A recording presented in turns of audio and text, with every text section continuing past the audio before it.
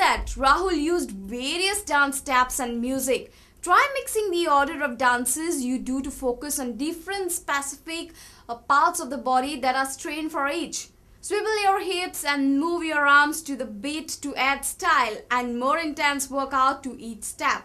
Do not overexert yourself when beginning the Zumba routine. If you find yourself getting weak, take a break or cut your workout down from an hour to 40 minutes. Working your way up as you go along can give you a slimmer structure.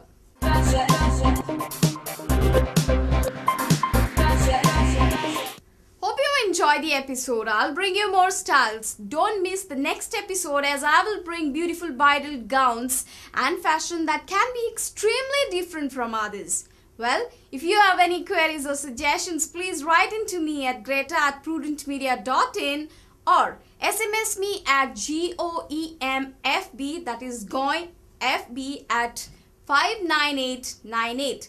Till then, take care and mwah!